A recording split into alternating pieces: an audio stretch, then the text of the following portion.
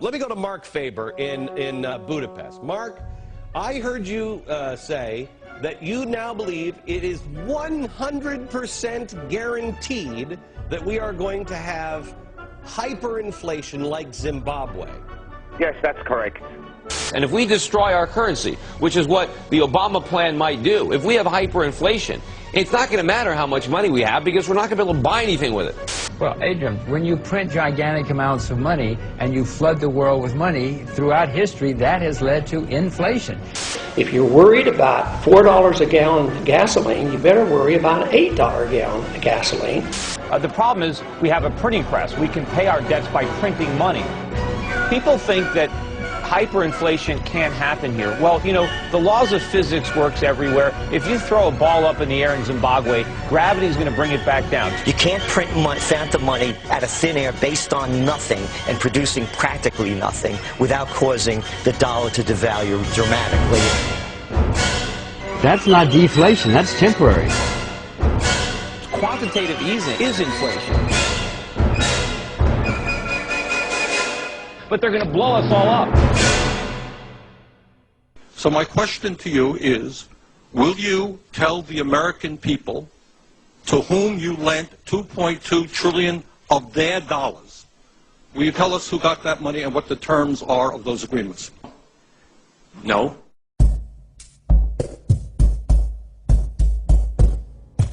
Inflation, simply explained, is the printing of money. Inflation is the value of the money in your pocket going down, while prices all around you rise. When gas prices rise, when your grocery bills go up, this is a symptom of inflation. The Federal Reserve is printing money out of thin air every day. If you have money in the bank, that money is decreasing in value. In other words, we should all be worried about inflation, because it affects the prices of everything you use on a daily basis. There have been good men warning us for years about inflation. Jim Rogers, Peter Schiff, Marc Faber, Ron Paul, and many others. They have spoken about the uncontrollable spending that will lead to the total collapse of the United States. And then there have been those in power who have ignored the warnings. George W. Bush, Ben Bernanke, Timothy Geithner, Barack Obama, Nancy Pelosi, and all of Congress. We will show you how these individuals, through stimulus plans, bailouts, low interest rates, and the ever-expanding balance sheet of the Federal Reserve, will lead to the destruction of the U.S. currency. We owe the world probably as much, if not more, than Germany owed, only we didn't incur this debt fighting a war. We incurred it remodeling our houses and buying cars and television sets and iPods and all these little gadgets that we didn't need, and now we owe the world trillions, and we're reaching for the printing press to pay it back. Never before in world history were people able to buy houses with no money down. Many people bought 4 or 5 houses with no money down and no job. And then they did it with cars and student loans and credit card loans. You think we just say, well, that's too bad, we're going to start over, nobody loses his job? Be realistic.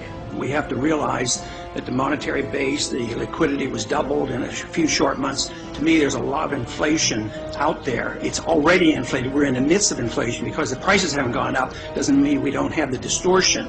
And it was that system that gave us the financial bubble, the artificially low interest rates, the malinvestment, all the mistakes made, and now we're trying to correct all that by doing the very, very same thing. This system that we've had since 1971 is non-viable, and it's coming to an end. That's what this whole story is about. Bush's $152 billion Economic Stimulus Act of 2008 sent $300 to $600 checks to individuals and $600 to $1,200 checks to married couples. When the checks started to arrive, oil prices surged to $147 per barrel. Americans needed the checks just to buy gas. Obama is taking Bush's mistakes and making them bigger. While Bush's stimulus was a direct injection of inflation, Obama's will take a while to work its way through the system, as pork projects will take years to be completed, but the long-term effects will be many times worse.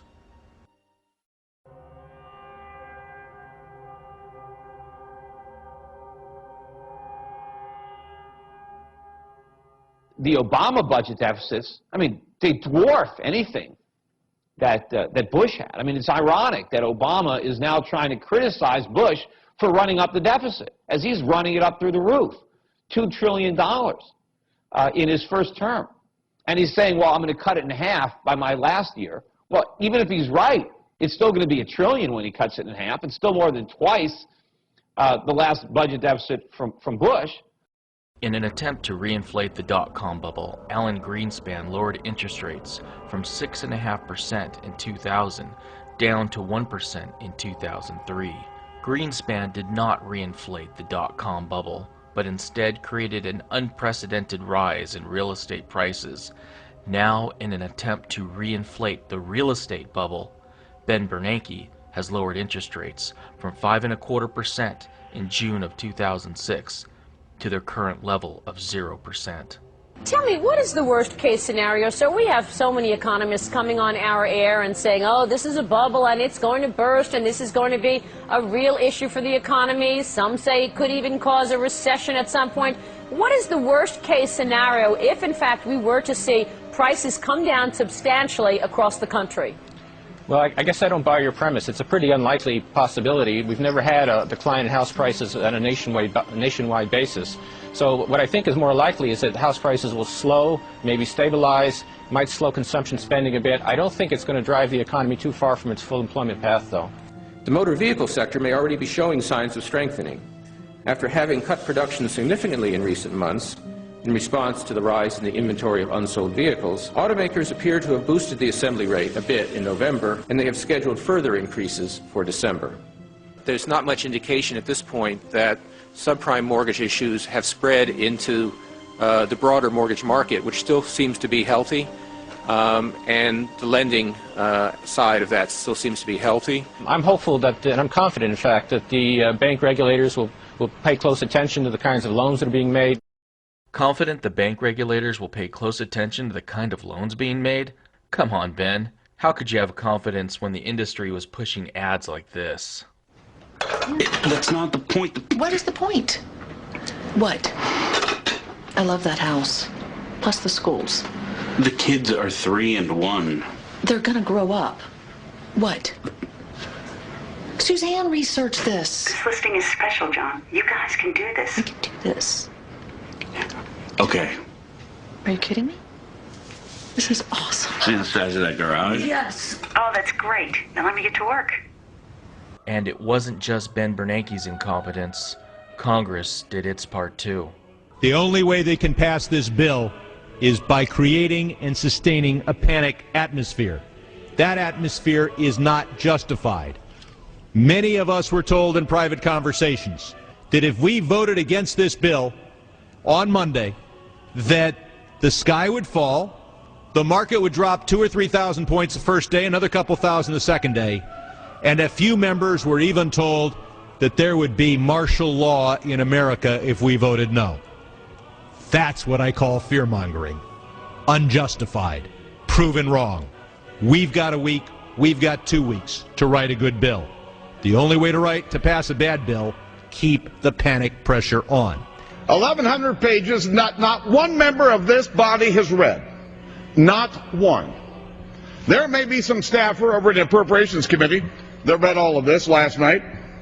I don't know how you could read 1,100 pages between midnight and now. Not one member's read this. What happened to the promise that we're going to let the American people see what's in this bill for 48 hours? But nope, we don't have time to do that.